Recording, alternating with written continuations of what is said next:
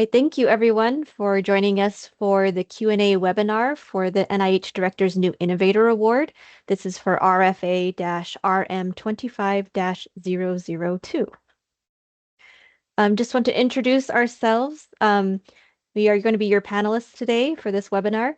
We have Dr. Patricia Lebowski, who is the program leader who oversees the High Risk, High Reward Research Program from the Office of the Director. And I'm Becky Miller, another program leader within the Office of the Director who oversees the Early Independence Award and helps with the rest of the program. So we are both from an office within the Office of the Director that manages the Common Fund. And the Common Fund is a really useful source for you to get to know.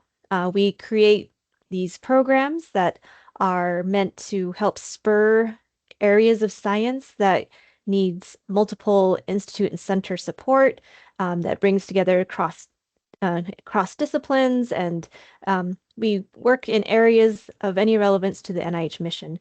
So at any point of time, there may be programs that would be useful for you to look at. Maybe it's in your science area. There could be funding opportunities available, but there could be other resources that may be useful to you, including data sets, maybe models that you could use, different tools. So I encourage you to go to our website at commonfund.nih.gov and take a look at our existing programs and see if there are any that may be of use to you. So, there may be opportunities, access to even high-end instruments, reagents, all sorts of things. So take a look. But for today, we are here to talk about one program within the Common Fund specifically, and that's the High Risk, High Reward Research Program. So this program, it contains 4 initiatives: the NIH Director's Pioneer Award, New Innovator Award, Transformative Research Award, and Early Independence Award. And this program was created to help support scientists of various career stages who are proposing outstanding high-risk, high-impact research. We issue annual funding opportunities, and we welcome high-risk, high-impact ideas. So ideas that would not fare very well in a traditional NIH peer review. Importantly, we do not require preliminary data or detailed experimental plans for these initiatives, and we welcome any topic that is relevant to the NIH mission. And this includes social, behavioral, biomedical, applied, formal sciences. It could be basic, translational, or clinical research. All right, and we encourage applications from all eligible institutions. So any US-based domestic institution is welcome to apply. And before we go any further, I want to thank our working group. We have many NIH staff from all the NIH institutes and centers who help us manage this program. And it takes a lot of work, so there are many hands. You can see all the different acronyms behind these names. We do have representatives from every NIH institute and center who administers grants. And we really rely heavily on their expertise in helping administer these awards and help us manage the program. So we like to thank them and acknowledge all of their work on this. All right, so now I'm going to turn this over to Trish, who will give you more details about the New Innovator Award. Thanks, Becky. So we're going to talk today about this New Innovator Award and specifically this new funding opportunity that was just published. So the New Innovator Award was started back in 2007, and it is designed to support creative early career investigators that are proposing very innovative, high impact research projects. It's a single PI application only. It's a lot about you, the applicant.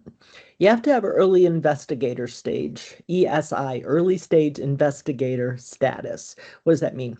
You can't have received a large independent NIH grant yet with you as a PI. And it have to be within 10 years of either your terminal doctoral degree or clinical training. So we can talk more about that later, but that is the main criteria. You must be ESI.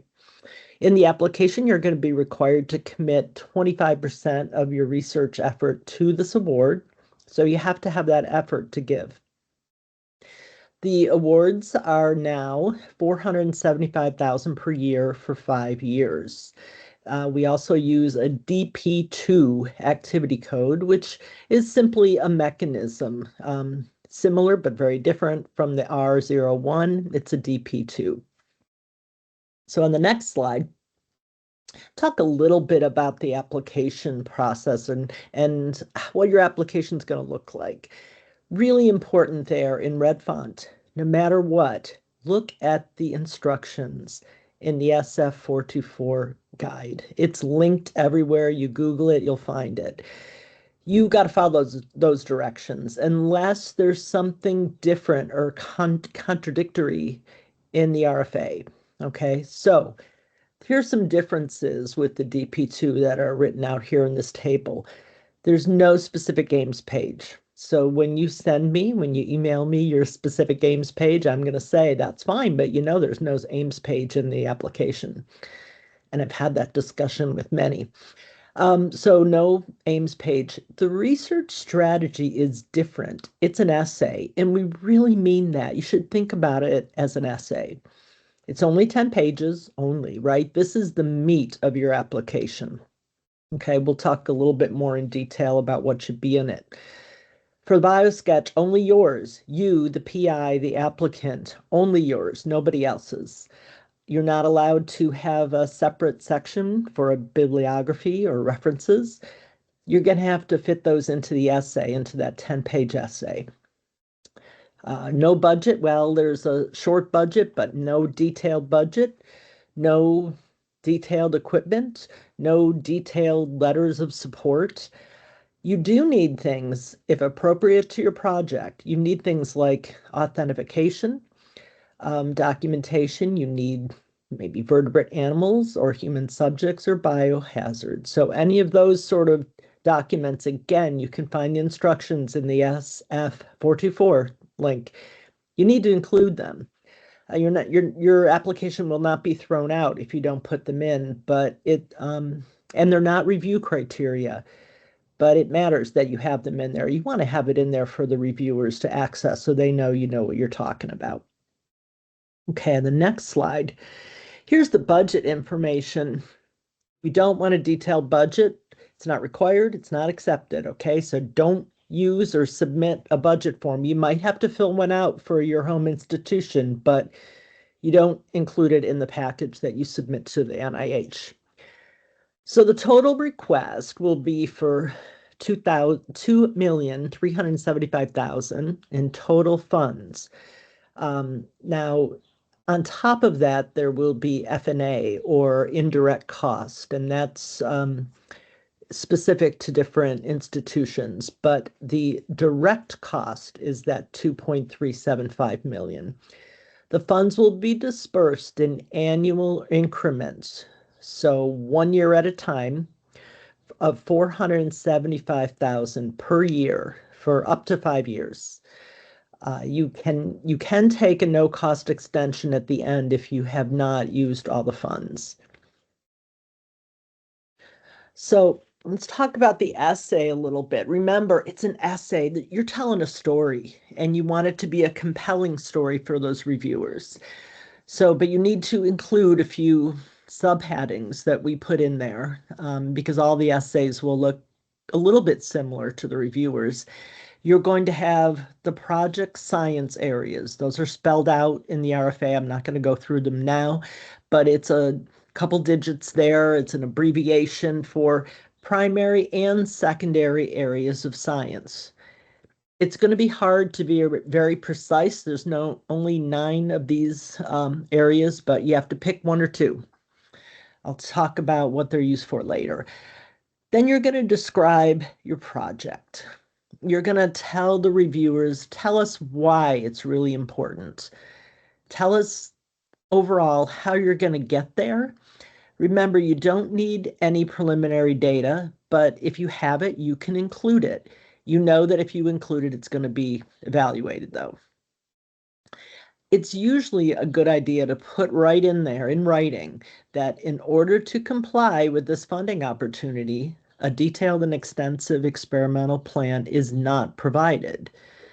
However, the reviewers really need to know that you know what you're talking about, that you have a plan, that you have really thought through this plan and you're going to pursue it in a way that's going to be robust and scientifically rigorous. So your essay is going to need to have enough details to convince them of that.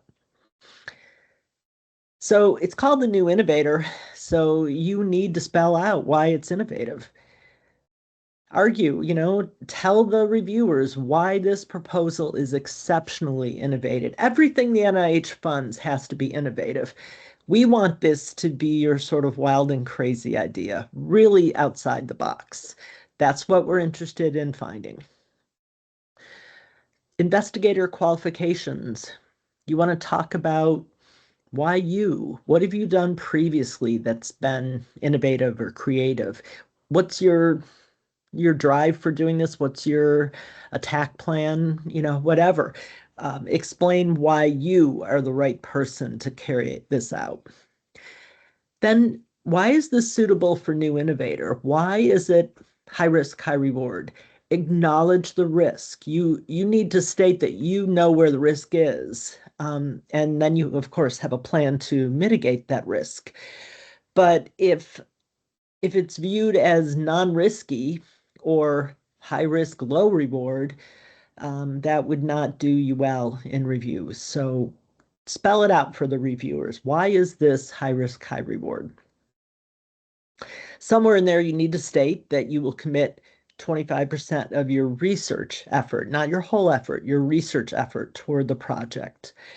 And then finally, any bibliography, any citations that you would have, you need to fit in this 10 pages. So you can abbreviate them. I wouldn't put it in a size 2 font. That's not a good idea. But have it legible, but you can abbreviate things to PubMed IDs or whatever you feel you need to do. But it must fit in that essay space. So we're going to talk about the review process in a minute. It's a little different, but one of the things you want to make sure you're thinking about is who your audience is. Who are you writing this for? So it has to be written for people that might be well outside your scientific field. So if you're a cell biologist, you want a geneticist to be able to read and appreciate this. And I'm just throwing two ideas out there, but they will be, if you make it to the discussion round, those reviewers will be perhaps well outside your field. So they have to understand it. Why is this new and different and innovative? And what's the potential here for really important and broad, strong impact if your project is successful? One way to think about this, and it's totally up to you, but one way to design this is to start with describing the landscape of the field, maybe discuss current state of the art, current challenges, current gaps in the state of the art or in the field, and give the reviewers the context for why your proposal is important, why it's going to make a big difference, and why it's innovative, why it's not already being done, perhaps. What you really want is for the reviewer to sit back and say, wow, that's cool. I wish I'd thought of that. So that's what you're going for. Don't use a lot of jargon. Ease the reader, the reviewer, into the jargon of the field. Of course, you're going to use some acronyms. We all do. But be careful that you don't end up in alphabet soup, that it was written solely for the experts in your field. Now, we told you don't need any preliminary data and you don't need that detailed experimental plan. But again, the reviewer needs to know that you've thought about it. So you tell them what's risky, how you're going to get around that. You will really want to make sure that you have alternatives in there. I'm going to do plan A here. If plan A doesn't work, we're going to do this instead. If that doesn't work, this is the way we'll do it, so that they know you've thought about it really deeply. And then finally, make sure that the reviewer appreciates that you're going to do this in a robust and rigorous manner. You're going to validate your brand new technology if that's what you're doing. You're going to have estimates, which maybe reference a power analysis. of numbers of animals or humans, if you're going to use either. If you're doing that, you need to include sex as a biological variable, if that's appropriate for the work you're proposing. So we have a very detailed FAQ page, and the link is there. We've also got an application and award guidance, so we go through probably more detail than you want. And then we also have sample applications. These are a little different. They're under old policies that are not in place at the moment. So note that some of the things will be different, but the essays is probably what you maybe want to look at to see how those successful applications manage to convey their impact and their innovation to the reviewers. Okay, let's talk. We've been talking about reviewers and who are they? Let's tell you about the process of how this works. So, as you know from looking at the new funding opportunity, the due date is August 19th of this year. So, not too long from now, right? So, by that date, and that means 5 p.m., your time, wherever you are, they must be received at NIH. Now, if you've never submitted before, don't wait until 4:30 p.m. to do it because, hit the button and then walk away, and then there comes an error code, and you got to resolve that before 5 p.m. So I always tell people a day early, at least, maybe 2 days early, whatever, but don't wait to the last minute. Make sure you have everything in place to get it done. You will have help, I assume, at your institution, but make sure you're ready to go before August 19th. So this huge pile of applications is received, and we're not allowed to tell you how many we get.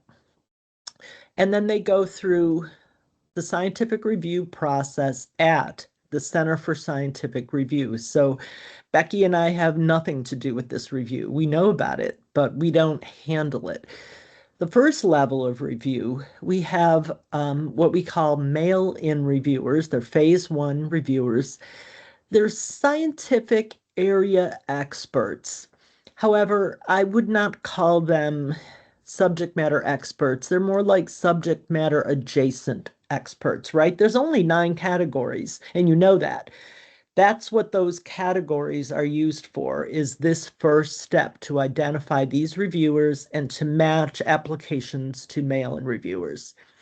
So those 3 individuals will be on each application. And my understanding is that each reviewer gets a few. They try to get between 5 and 10. So they're not reviewing these as one-offs.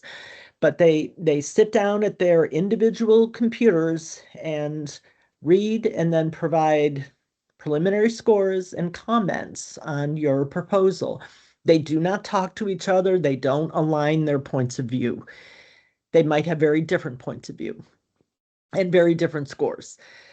But those come together at the end of phase 1, and then the Center for Scientific Review, there's a scientific review officer that's assigned to this program. There's a few of them, and they work together. They're wonderful. They work together with the editorial panel. They use the comments and the scores from the phase 1 reviewers, and they established a line where they discuss approximately 20%, and that depends on how many applications are received in the first place. I say approximately 20, it's gone over that, it's also gone under that, so somewhere in there. So it's a hard bar to even get into the discussion pool, and that's something to remember if you are not discussed in previous years. It's hard. So those editorial panel members are each assigned a few, I don't know how many. They review them, they discuss them, and they give final scores.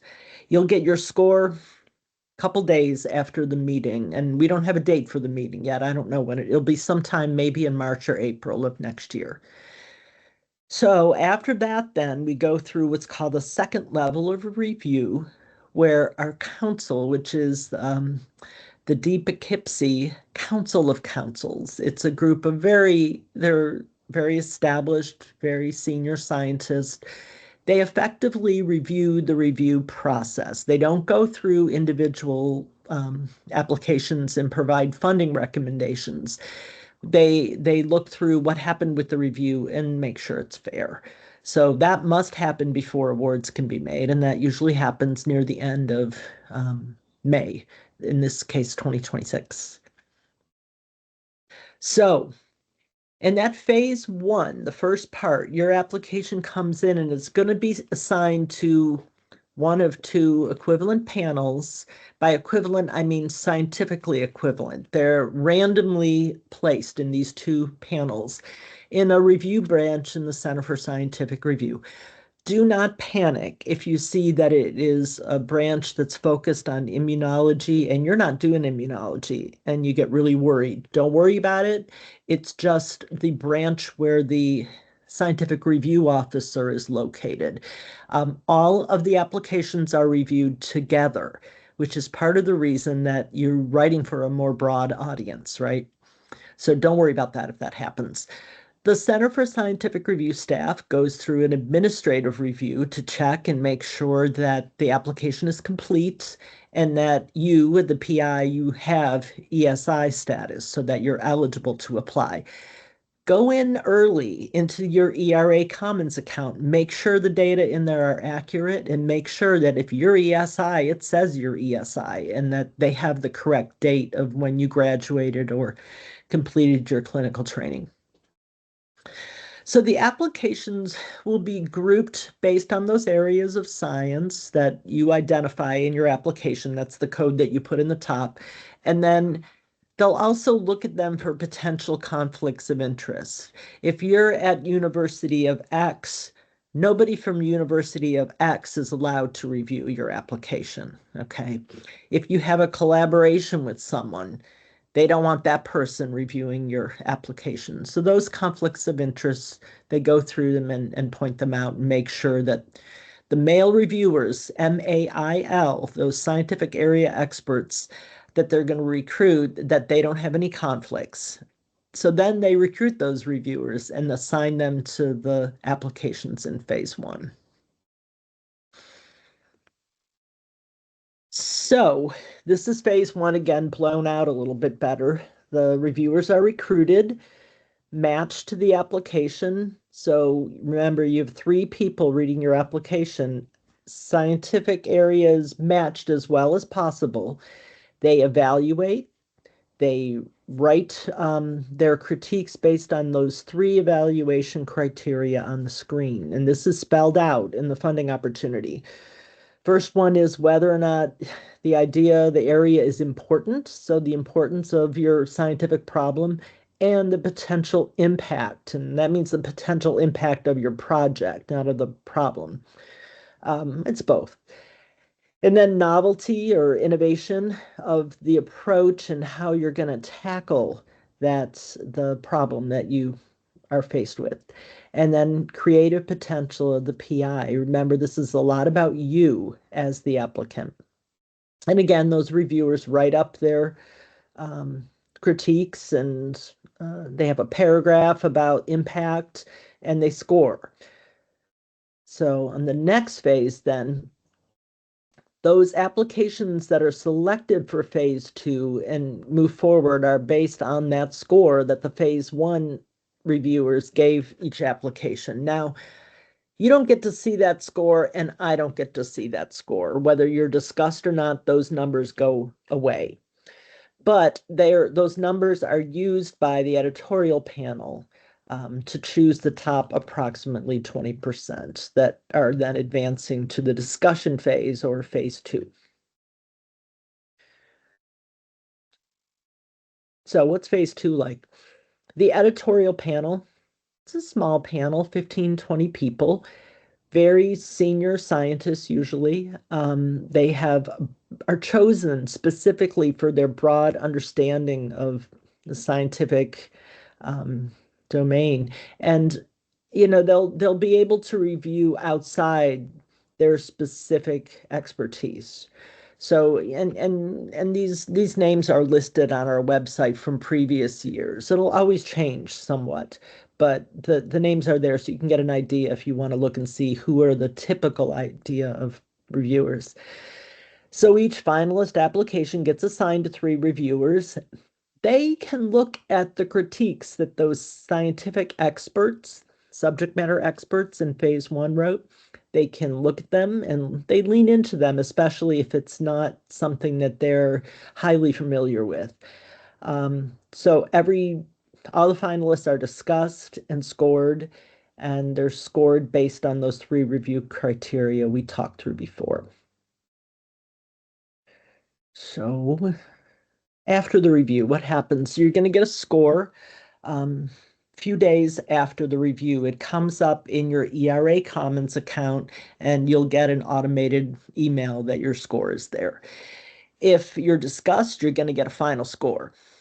And these scores range from 10 all the way up to, well, they have the range all the way up to 90. So if you're discussed, you'll see that final score. If you're not discussed, you don't get a score. It will say not discussed. Okay. And then about a month later, sometimes a little longer because these are so complicated and there's so many of them, you will get what's called a summary statement. So if you've been discussed and you have a score, you get a little paragraph that is a resume or a summary of the discussion, and then you get the critiques, the more detailed critiques. If you're not discussed, you simply receive the critiques. Again, if you're not discussed, you don't get any scores. But if you are discussed, you get that score that's important. Okay.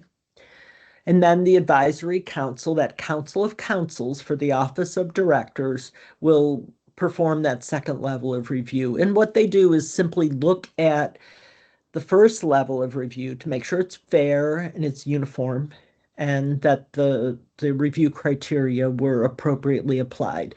They don't re-review the science in the application, but we need their concurrence with the review in order to make awards.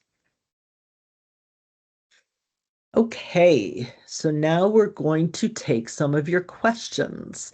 And these are questions that folks have emailed in, some of them from this year, some of them from years past, because we know what the questions are that come up all the time. So, Becky, shall we? Yes. Shall All we right. do this? Yes. So we've broken up these questions into very broad categories, and we're going to begin with questions regarding eligibility. So, is it required to have a tenure track faculty position? Do you know if this has ever been awarded to someone in a non-tenure track research position? Yeah, that's a good question. It's one we get every year. You do not need to be tenure track. And yes, we have made awards to people that are not tenure track. In fact, there are many institutions out there that don't have a tenure track, right? So of course they're eligible. So the key is that you are an independent research scientist. You have your own independent position. You're not in a mentored position. So that's really the key difference. All right. Can I extend my early stage investigator status? And if so, who do I contact to do it? Yeah, that's a very good question. Yes, you can extend your ESI or early stage investigator status. There's an email box that you can email to. I don't think there's a phone number. And if you Google it, you'll find it. And you simply ask them, you tell them the situation, and they will have you justify why you need an extension. You can't get an extension just because you don't have a grant yet. There has to be a reason for the extension, but there are lots of reasons that people might need an extension. So work with your university, often the same reasons that they might extend tenure decisions would be used to extend ESI status. But if you go to that website, there's a lot of reasons for extensions and the email of who to contact. Everything I've heard is that they're very fair and they're very fast. Now, I wouldn't do this on August 18th, the day before the applications are due. So log in early, make sure you have the status, and then if you need to extend, extend. Don't email Becky and I. We can't do anything. You go to that website and talk to them, okay? All right. So do I need to have ESI status only at the time of application? What about before the award start date? Yeah, that's a good question too. You absolutely need it when you apply. You must be within that 10-year window and you must not have received a large independent research grant. So if you don't make that status when you apply, don't bother to apply, or they won't accept it. They'll send it back to you. However, the award start date, which is usually September, and for this instance, it's September 2026. If your 10-year clock runs out before September 26, that's okay.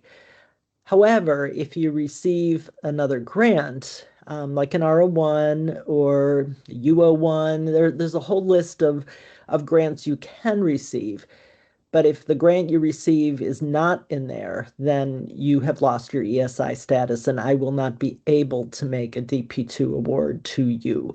So you need to be really careful about that. And, because you should always be considering multiple applications, when you're doing that, make sure you take note of when the award start date might be and either strategize that way or, talk to me if you get an amazing score and you have a 10 and you have another one pending. I'm not going to be able to make that award if you accept an R01 before we can make our award. So yeah, that's important. Right. Are non-US citizens eligible to apply? Yeah, you don't need citizenship status to apply, but your institution must be a US institution. All right. Do I have to have a PhD to apply, or can I apply with a Master's of Science? It's fine with us if whatever degree you have. However, your institution submits the grant for you. So if you don't have an independent research position that they will be willing to submit the grant for you, then you won't be able to apply. Because remember, if you get this grant, it's actually not your grant. It belongs to your institution. So you should talk to the folks in your grants office or your chair or whoever, wherever you are, talk to them and make sure that they will support your application. Similar line, are postdocs eligible to apply? So yes, if again, your institution will let you apply because there are postdocs that can apply for R01s. Usually, often they have a different. It's all dependent on your institution. So again, same answer. Go talk to your grants office or people in your department to find out if they will support you to apply. Does the new Innovator Award remove my early stage investigator status if I get it? Oh yeah. Yes, indeed it does. You get that notice of award and you are no longer an ESI, and congratulations. Am I still eligible if I have ESI status but have an R01 application pending? Sure, as long as it's pending, that's fine. Your ESI status would not change until your institution receives a notice of award. Once that happens, your ESI status is gone. And again, congratulations. But you can't apply. Yeah. If the grant is awarded, do my co-investigators or collaborators lose their ESI status? That's a good question. So remember, this is a single investigator award or application. So you don't have co-investigators on the award. You could have collaborators, though. Because they're just collaborators, it doesn't matter what their ESI status is. And if you get the award, it doesn't change their ESI status. Can I submit a new application with revised or updated materials from my last DP2 submission? Like how many times can I Absolutely. apply? Yeah. Yes, you can apply as many times as you want, hopefully until you get one. But yes, you can apply as long as you are still ESI. All right. Let's see. How important is it to have a track record that covers the entire scope of the proposed project to be competitive? And can collaborators be used to fill any gaps? That's a very good question. I mean, yes and no, right? So remember, this award is a lot about you, the applicant. So if you're proposing something that you have zero experience in, reviewers aren't going to look kindly at that, even if you say you have a collaborator that can do the technology or whatever. However, if it's a smaller part of the project, I'm sure that would be fine. You have to convince those reviewers that this is your project, that you are the one who's come up with the idea, that is running the idea, and that if you need a collaborator to do something relatively small that's not the major concept, that should be fine. Again, it's up to the reviewers. You know, we can say it's fine, but they might have their own opinions. All right. Can I submit a DP2 and an R01 at the same time? Oh, sure. You can submit three R01s and a DP2 at the same time, but I wouldn't recommend it. No, yes, of course you can submit them at the same time. They can be pending at the same time.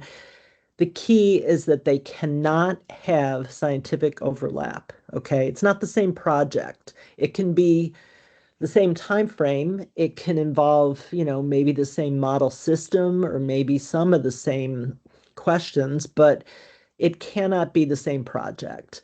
And that's the case for anything, whether it's an R01 or an R35 or an R21, it cannot overlap. So if you go on the NIH website, you can get a more coherent definition of what overlap is. I can tell you that the Division of Receipt and Referral and the Center for Scientific Review will look at applications closely when they come in.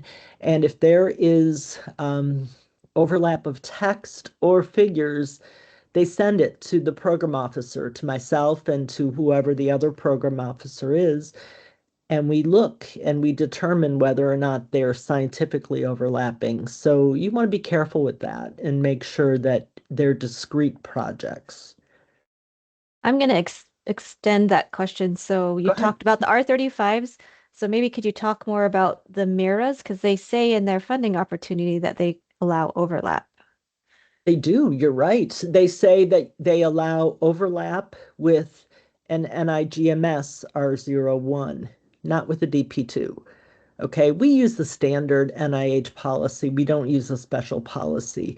So that is a within NIGMS policy, and they're perfectly fine to do that, but not with a DP2. All right. I have heard that clinical research and non-basic science research is rarely funded because it isn't, quote, discovery related. Could you Mhm. speak to this? Well, we've taken a look at the of our portfolio, and frankly, we support clinical science in the same ratio where it is part of the applicant pool, if that makes sense. So it is the case that we don't get a lot of clinical science. We don't get a lot of behavioral research. We get a lot of discovery-based basic science. But let me tell you that if you do well and you get a score, that could help you, because one of the things we do with scored applications is we look to make sure that our portfolio is balanced. So please, yes, submit it. It might be good that your project is a little different from the usual project that we get. All right. Are applicants from smaller teaching-oriented institutions at a significant funding disadvantage? Larger research-intensive institutions seem to have a higher rate of funding. Yeah, well, again, that's because they apply more, right? We've looked at this, and the more applications from an institution, the more likely they are to get awards. So, the only reason that you might be at a disadvantage is if you don't have the support to do the research. As long as you can do the research where you are and or with collaborations nearby or wherever, then it should be fine. And we, again, encourage you to apply. We also look at our portfolio and try to make sure that we spread across geographically across the country as well as in different institutions across the country. So it could actually help you if you can get into the discussion pool and get a score. All right. Does the 25% research effort mean 3 calendar months, or is 25%, or is it 25% of my contract?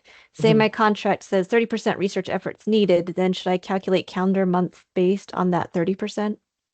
Yeah, so yeah. So it is your research effort. So yes, if you only have 30% research time, it's 25% of that 30%, right? So it's probably 7.5% if I did that real quick. Now, that said, reviewers might question how much time is that and how much effort can you give to it? And they would want to know that the effort that you put in is appropriate for the science that's to be done in the 5 years of the project. Can I commit more than 25% research effort to the project? Is there a max? No, well, the maximum is how much effort you have, right? You cannot commit 110%. You should work with your institution to make sure that what you're committing is reasonable. Do I have to have a change in research direction for the new innovator? No. One of our other programs, the Pioneer, you've probably heard of, and it requires a change in research direction. This does not. However, I will tell you that sometimes I see reviews where they say, this appears to be a logical, iterative extension of the PI's previous work. And what that means is that they don't see an innovative leap forward. So it can be the same direction, but if they think it's the next obvious logical thing, that of course you would do that, then it won't review as well. So you have to make clear where the innovation is. Can the DP2 time be subsumed as part of K23 activities, I guess, or other career awards? You answer that one, Becky. I have to drink water. Um, it depends on the mechanism. You would need to talk to your program officer for your career award to see if it can happen. Yeah, I'm sorry about that. Yes. All right. What if I'm not able to locate a university or institution? Well, that's a problem. Your institution has to submit for you. The NIH does not fund individual people. Um, we fund institutions, either schools, universities, research institutions, small businesses sometimes. So you need to be a part of one of those groups in order to apply. You can't run this out of your garage, if that's what you meant, Becky. It's a fancy garage, but no. No, no, you Um, can't. what is the difference on scope of science between the NIH, or I guess probably the NIH director's new innovator DP2 and the NIAID DP2? Yeah, that's a good question. NIAID has a little different criteria. You need to be in your first year of your faculty position. So that's one of the things that's quite different. The other thing, of course, is that for the NIAID DP2, you must be doing science in the mission space of NIAID. So the NIH Directors Award takes science from anywhere. So you could be in the NIAID mission space and apply to the Director's Award, but not the other way around. Okay.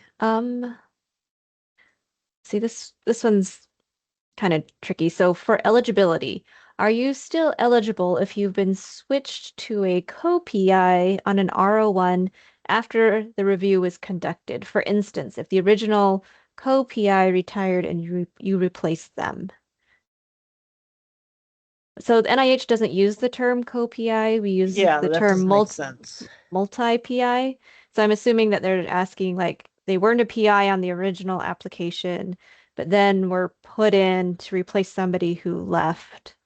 Does that impact their eligibility, their ESI status? So if you were not one of the investigators, one of the co-Is, we don't, again, as Becky said, we don't use the word co-PI, although it might slip out of our mouths once in a while, but co-investigators, right? So a PI on that grant. So if you were not on that grant when it was originally reviewed and funded, and then they slot you in there maybe at year 3 or something like that, maybe is that what they mean, do you think? Um, that's fine because you were not a PI, one of the co-Is on the grant when it was reviewed. That's right. So, yeah. But if you are on, let's say, oh, I don't know, the resubmission of that, it was funded for 5 years and now they slotted you into it and it's about to be competitively reviewed, then you're one of the real PIs. And that, if you get that, that will take away your ESI status. All right. If my proposed project has been partially funded or is midway in its development, can I apply for the DP2? Partially funded. Well, if you already have funding for it, you can't write a grant on it. Um, Am I understanding that right, Yes, Becky? yes. Yeah, And there's a yeah. second question that kind of is a similar thing. If part of the research was submitted as a foundation award, can I Ah, put the same idea in a DP2 application? yeah, no, no, you can't. Not if it's funded by a foundation. What you can do is in the just-in-time process, you could decide to turn down that foundation funding. Um, but we don't usually have people negotiate away aims or part of the DP2s. So it's the whole package together. Yeah. Yep. All right. How do awards from non-NIH agencies or programs affect ESI status? For instance, NSF or DOE Yeah. grants. I see. So non-NIH federal grants, that doesn't count toward your ESI status. We're really focused only on other NIH awards that you would have. All right. And do collaborators also need to have ESI status? No, no. Anybody can be a collaborator. It's not like what you're probably thinking of is a multi-PI R01 only gets ESI status if all the PIs, all the co-Is are ESI. So they put one ESI in there and then they have a bunch of established people, is not able to then be characterized as an ESI R01. That doesn't fly. But here, the only person we really care about with respect to ESI status is the PI. Okay. All right. That was the eligibility. So we're going to actually move on now to application and submission questions. All right. You said do not submit a specific aims page, but if I provide one, will it hurt my application? Well, it won't be part of the application. It would be rejected. It would not be bundled into the PDF that goes out to the reviewers. So don't do it. It actually, if they put in extra pages, it could be rejected too. So yes, in that case, it would hurt your application. I'm not sure which they would do, either edit it out or kick out the whole application. So I would say don't do it. Better to follow the instructions that you're given. Please, yes, follow the instructions. Yes. All right. Can the font size for the citations in my essay be a smaller font than the rest of the text? Yeah, sure, a little bit. But again, don't get crazy. Don't move it down to the point where it can't be read. Um, yeah, a couple font size smaller is fine, or they have narrow fonts too that you could try to use, but it must be legible. If it's not legible, it will get kicked out. So don't do that to yourself. All right. Can you elaborate more on high risk, high reward compared to a normal R01 application? Right. Well, it's going to be up to you as the applicant to describe the risk and to tell us and the reviewers what the risk is and how high it is. In general, what we see for an R01 is we want low risk, or maybe not zero risk, right? But low risk, high reward, or maybe medium reward. Nobody wants low risk, low reward. But I think you have to define it. You have to tell us what's risky about this. And the reviewers have to believe you. They may not believe you. And if you think something is simple, but the rest of the scientific world does not, that's going to be a problem. So you just want to lay it out there. This assay is high risk. We're going to try to develop it, or the technology or whatever. Or maybe the risk is that the whole thing won't work. You're going to ask a question and maybe you're not going to get an answer. The key is that you tell the reviewers what you're going to do to mitigate the risk. If this part doesn't work and you end up doing it differently, what do you lose from that? Or maybe what do you gain? Your question might not be answered in total, but you might find yourself answering a little different question. But the key thing is that you convince the reviewers that the risk is worth the reward and that you have a plan to mitigate that risk. All right. Can you provide example applications to look at? Sure, we have a bunch of them on our website. You go to Common Fund New Innovator, the link that's down there on the slide, you go to that and you can navigate to the sample applications. I want to remind you that they were sent in obviously in previous years, so some of the policies will be different. The budget pages will be different. The face page will be a little different. So don't model those parts after the samples, but you can look at the essays and it gives you an idea for how successful applications package their questions and their experiments. These are all successful applications. We don't have samples of non-successful applications. And by the way, these are not de-identified. Those individuals have very generously allowed them to be posted. So thank them. Right. Is a DP2 more competitive than an R01? I think in general, yes. The answer to that is yes. Our DP2s, the success rate varies per year and it varies depending on our budget, but also on the number of applications we receive. But in general, yes, they're a little more competitive than an R01. Is there information about successful DP2 applications and their corresponding science area designations? So I don't think it's think so. I don't No. think so. Yeah, I don't have that available. We haven't divided it up that way. You can always go into NIH Reporter and you can pull and look at, to your heart's content, all the other DP2 successful awards, not applications, but awards, and see what we funded in the past. It's all there. It's public. It's taxpayer dollars. It's all publicly, transparent. And we do the scientific review officers do look at the different science areas to make sure that, the percentage of applications that receive, like to see how they're like making it as finalists. So we do monitor that, and we have not seen any biases, though. That's a good point. But importantly, we do not use those scientific areas to decide upon the award recipients, right? So we don't say, oh, we have too many, I'm making this up, too many neuro awards this year, so let's not make as many. We don't say, nope, we've got too many omics or too many CRISPR or too many whatever, and we don't have, anything else. So we do not use those categories to make funding decisions. Yep, just the SROs. Yep. All right. Are letters of support allowed?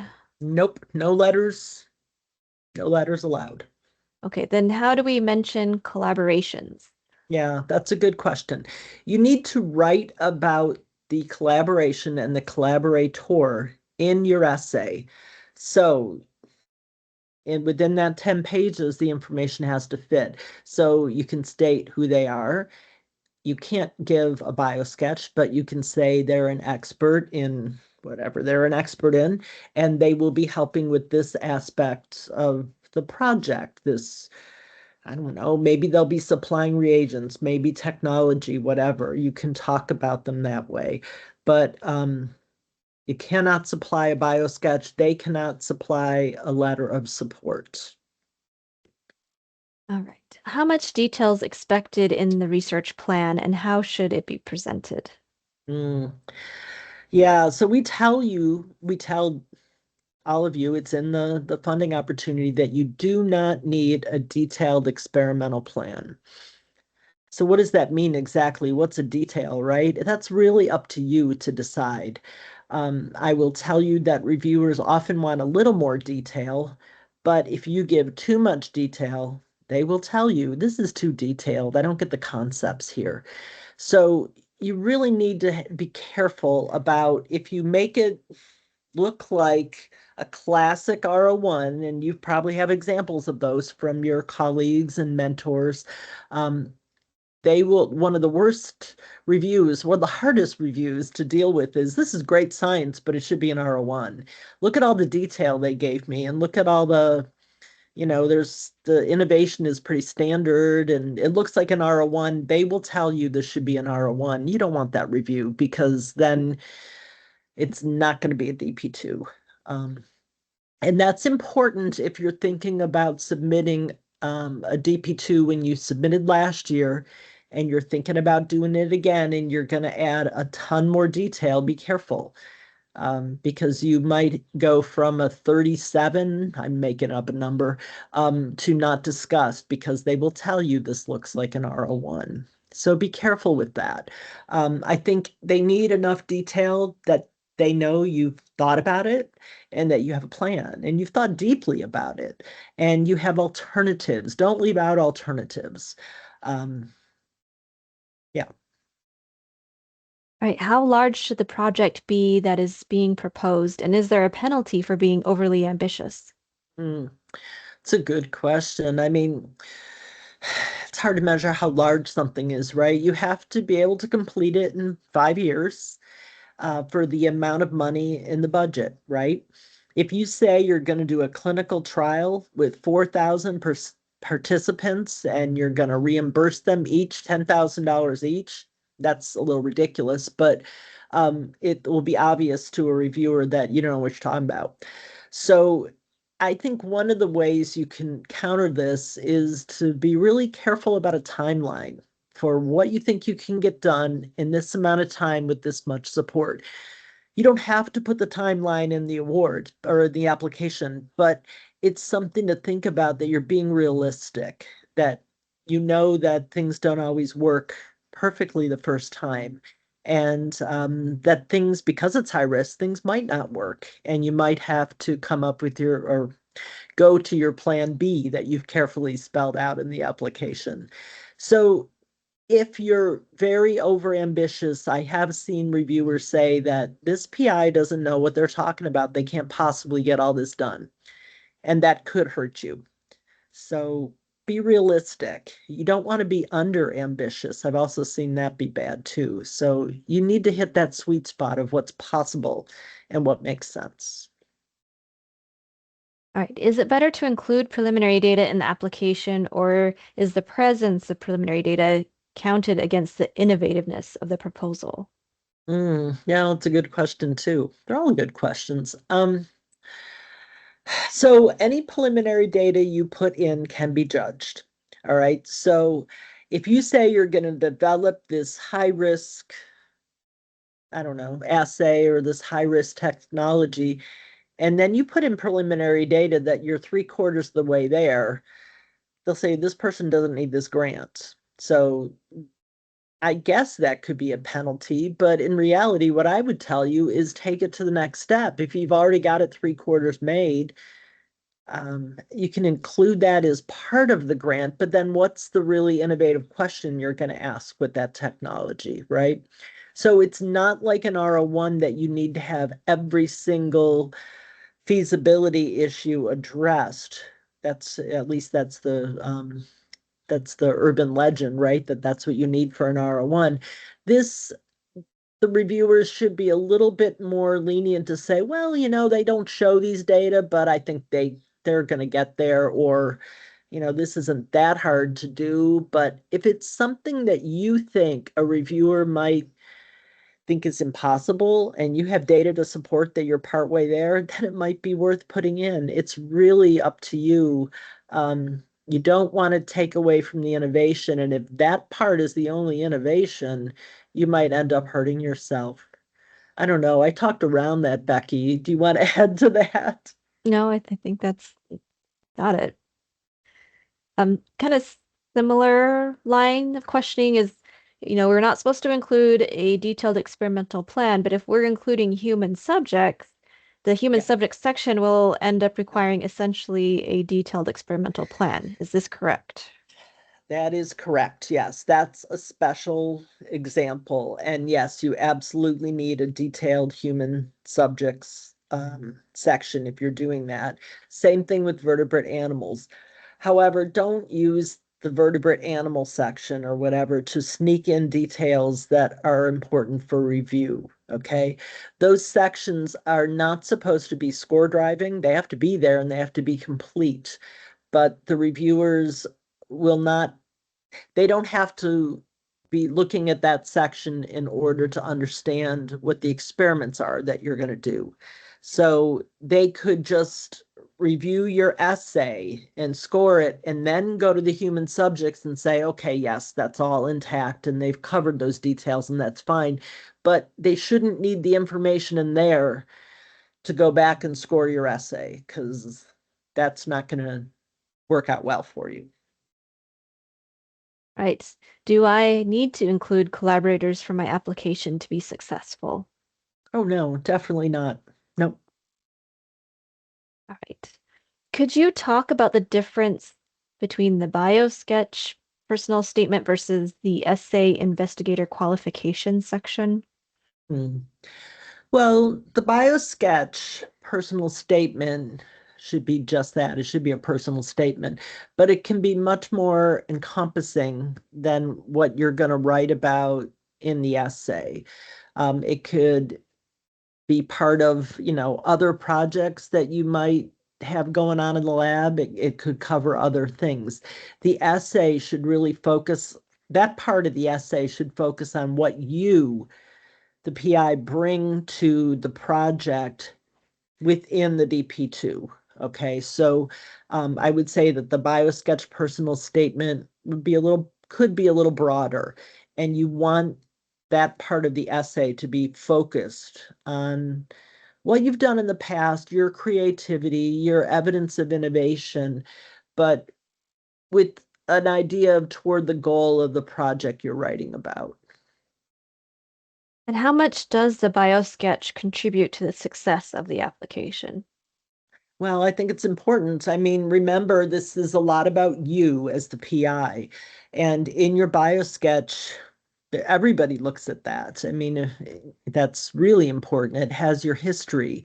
It has, examples of publications, and you can effectively annotate those publications and tell the reviewers how they're important. So you might talk about things in the BioSketch that you don't have space for in the essay that might be peripheral subject matter wise to the essay. But I think it's very important part of the application for the reviewers to get a sense of who you are. All right. And this is a personal preference for you. Do you want applicants to reach out to you as the program officer to discuss their application prior to submitting it? Um, I'm happy to meet with people. I'll give you a link and you can click it and find an appointment time. I'm happy to meet with you. I can't review your application for you. I'm not going to edit anything.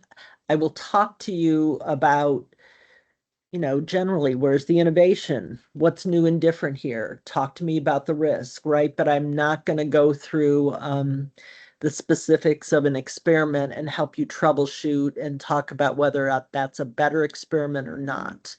I can also, of course, talk to you about the application and how you put it together and any of the forms that you need. Or if I can't answer the question, I'll find the person that can. So, but yeah, you can reach out to me and can set up a meeting. All right. We are going to now move on to questions about budget. So, can collaborators from outside the United States be compensated on the DP2? So there are a lot of new policies right now about foreign subcontracts, which is basically what you're asking about. So at this point in time, I think that those that we're a little fluid on that right now, and it could change. It could even change by August, by the time that your application is due. So what I would ask is that you see if that's absolutely necessary. And if so, we can work and see if that needs to happen. But it might be an issue depending on where policies are at that point. So I don't know right now. Yeah, so the issues with subawards, but if you have collaborators who, um, are just providing maybe advice Oh, or kind sure. of that can happen. It's for the Yes. subawards. But the It, subawards does not include if they are just foreign vendors. So it's a, a, yes. a shop that's just in a foreign country that's excluded um, from the policy, as well as like consulting firms in a foreign Yes. country. Yep. Right.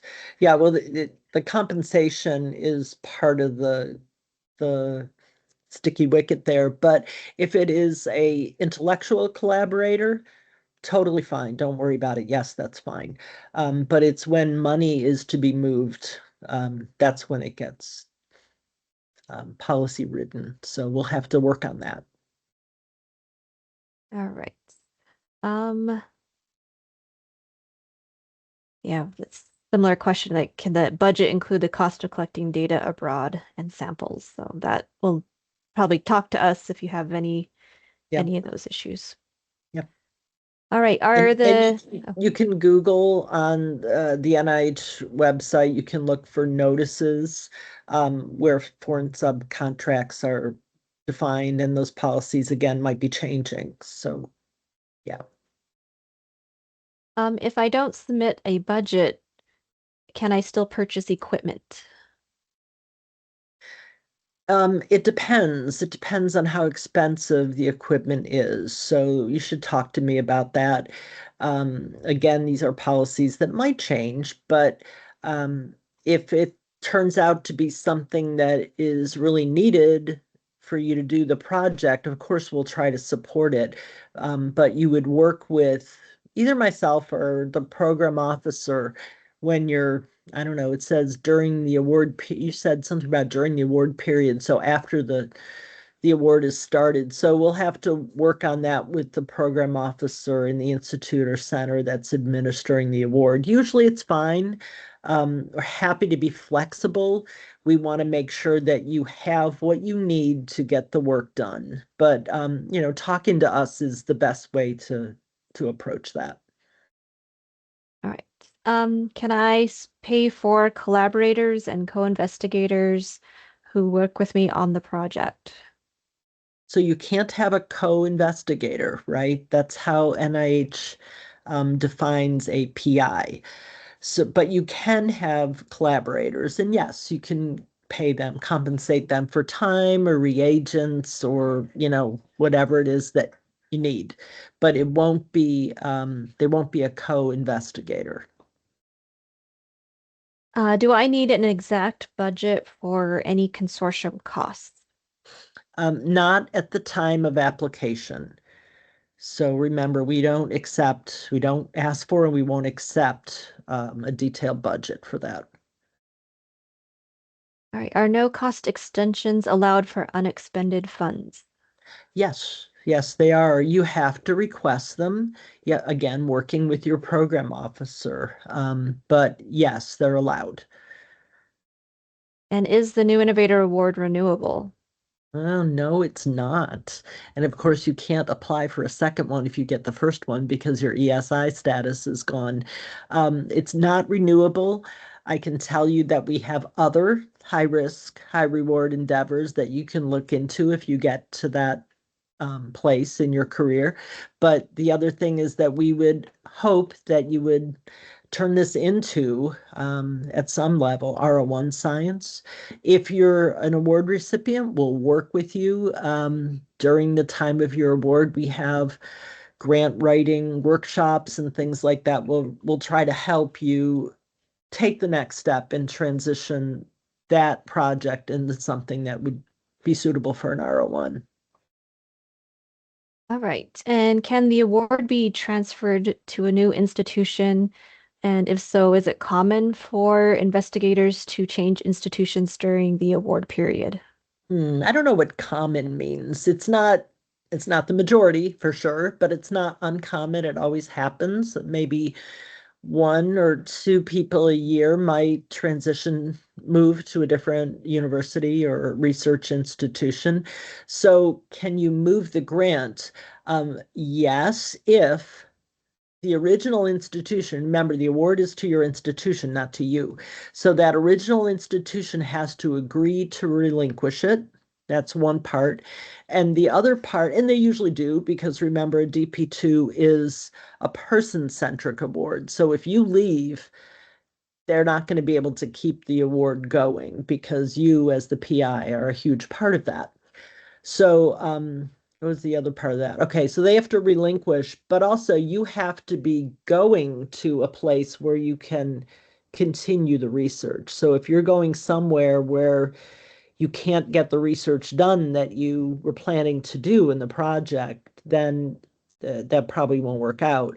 And this will be the program officer that's helping with administration of the award. You'll talk to them about it. It's something called a Type 7 award. You'll have to submit paperwork, but given if your original institution relinquishes and the new institution has the appropriate facilities, equipment, etc., it should be fine. All right. How many awards will be given this year?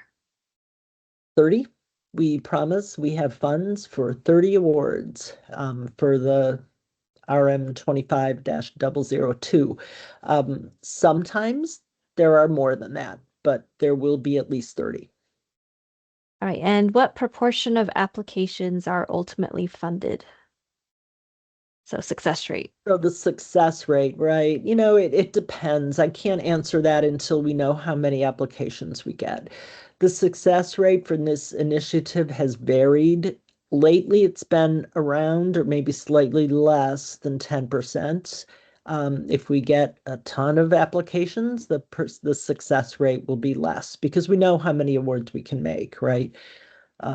So it depends a lot. All right. We're going to move on to the last section, which is about review. All right, an easy one for you right off the bat. Can you define innovation from the reviewer's perspective? Absolutely not. Um, well, innovation, it's one of those things, it's like you know it when you see it, which is really an unsatisfying answer. So no, I cannot. I think that you have to define it for the reviewer. You have to tell them in your application what's new, what's different, why is this not the obvious thing that one would do? Yeah, sorry. All right. Are non-finalists notified of their elimination from consideration and when? So that is up to the staff at the Center for Scientific Review. In the past, yes, the SRO has notified Applicants, if they are not going to be discussed, have notified them before the review meeting. In theory, that lets you think about if you want to repackage the project for an R01 coming up soon. It lets you think about basically plan for your next steps. We know that this review process is long. It's long and arduous. It takes a full year from application to award almost. So if we can give you a few months back, so at least you could think about what you want to do next, that's the reason for that. Yeah. All right. What are the reviewers looking for in investigator qualifications? For Mm. instance, publications, prior funding? Yes. I mean, anything that you have that shows that you've been successful so far in your career to date will be a positive. That might be in the area of publications. It might be in the area of collaborations. Fellowship funding, sure. Foundation funding, maybe. Yeah, anything that you have that indicates success, I think are things that you should add in there. Yes. All right.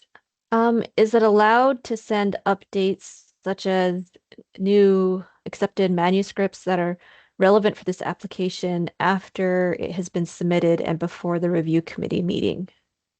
Unfortunately, no. Those are called post-submission materials, and NIH has very specific policies around those. However, because this new innovator competition and review is so complicated, there's so many of them, there's just no way that that would be possible. So we do not allow those post-submission materials unless, and this would be something like, there's a delay or there's because of, a hurricane or a fire or an earthquake or something like that. And those notices would be published in the NIH guide. If that's the case, you can refer to those. But unfortunately, no, if you have a new paper accepted, we cannot include that. All right. Is it okay to contact previous new innovator reviewers to review my grant application prior to submission? Hmm. I wouldn't do it. I think that you can ask experts or non-experts to review your application at your will, but I think asking somebody because they were a previous reviewer is really not done. So I would not do that. I would stick to people in your institution or mentors or people in the field, perhaps, that you know. I wouldn't contact a reviewer out of the blue. No. Are reapplicants given different consideration than first-time applicants? No, because every application, if you put in a re-applicant, there's no such thing, right? It's a new application each time. You're starting from scratch. So if you submitted last year and maybe you were not discussed or maybe you had a score, but it was not selected for funding, you can apply again this year, but it's a brand new application. Your old application, the reviews, the scores, all that do not carry along with this new one. So the reviewers won't know about it, and they won't give you any different review than if it was the first time. Brand new start. All right. Is a finalist, non-finalist equivalent to being discussed versus non-discussed? And do you receive the same level of, is the level of feedback the same? Okay, a finalist is one that was discussed. Yes, I think that's what you said. And if you're not discussed, you're not a finalist. You get a little bit different level of feedback. If your application is discussed, you get what's called a resume and summary of the discussion, which is written by the SRO, the Scientific Review Officer, and it captures the essence of what went on in that discussion. So reviewers, you will still get their notes and their detailed critiques, but on top of that, you get, you know, they will say something like maybe the committee was divided. Some people thought that this was an issue, but others didn't care and they thought it was fine and they came down, your score might have ended in between, but that the committee was not divided. Sometimes there'll be a discussion and then the committee agrees. So that gestalt will be captured in that summary of the discussion. And you don't get that if it's not discussed. Okay. Will we know before the next submission deadline if our proposal was funded? I can answer that and say 98%, maybe 99% yes. The way we do these, the funding decisions are made at the end of the year, such that sometimes, not very often, we have applications that are made into awards after the August 19th due date. It has been the case almost every year that I have one or two individuals that have to submit a new DP2 application. And then at the last minute, I'm able to, we have extra funds or somebody comes in or whatever, someone can't accept an award, I don't know, whatever, that we're able to fund one more. And so sometimes I have to contact that person and say, can you please withdraw your new DP2 application because you're going to get the old one. And they're annoyed with me for about 3.5 seconds, sometimes a little more, but on average 3.5 seconds, because then they realize they're getting the grant. It's okay. So yeah, that's a tough one, but it happens. All right. During the review process, if I get a tenure track position or better, is there a way to update my application with such information? No, that's post-submission materials that we covered before. So no, unfortunately not. All right. This is kind of a roundabout question. So, do the initial reviewer comments get reviewed by anyone on your team? I ask because, for example, we aren't expected to have pilot data, yet seeing reviewer comments that say there are no pilot data and other comments that make me wonder if the reviewer may not understand the nuances of this grant type. How do you ensure the initial reviewers understand why this application may be different from a traditional R01? Yeah, that's a tough one. You're right.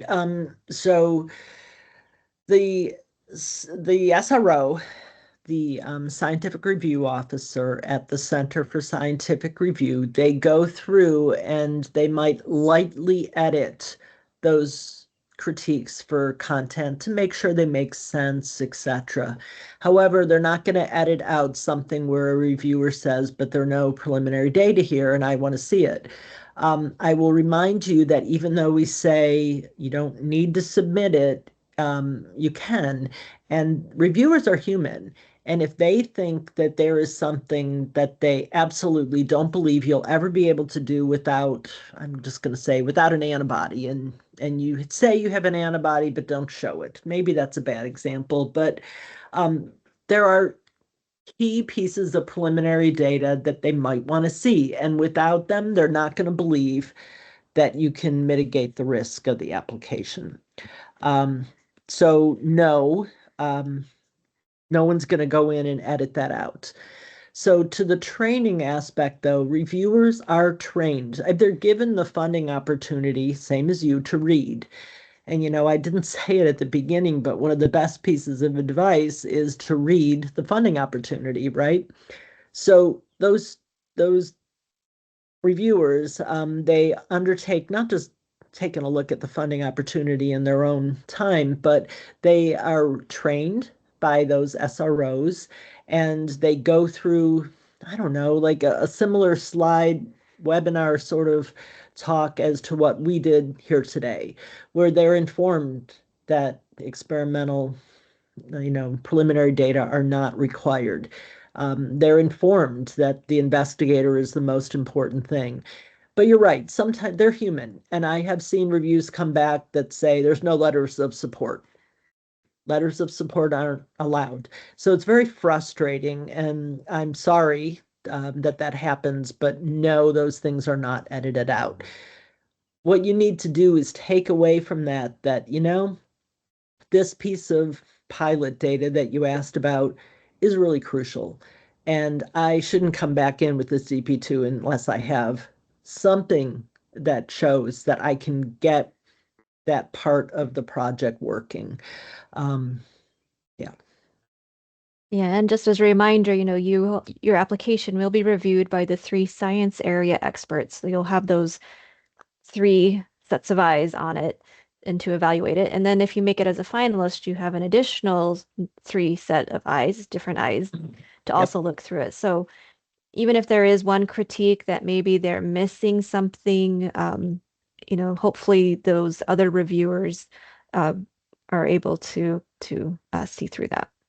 Yeah, the only time where that doesn't play in though is if you're not discussed, because those 3 reviewers do not align their reviews to each other and they're never compared. They're never in a room where they talk about it. So it's really independent. So someone can have a thought like that, put it down in your critique, and it will be there. Yep. All right. So that was the last of the questions that we received. But if Okay. you have further questions, please email us at newinnovatoroawards@mail.nih.gov. We're happy to respond to them. And please, once again, as Trish mentioned, you can make appointments to talk through things with us. Also, go to our website, commonfund.nih.gov/newinnovator. We have a lot of resources. This webinar recording and the slides will be posted on the website. And once again, you're welcome to email us with additional questions. Yes, So, good luck. We look forward to seeing your applications come in. all right. Thank you.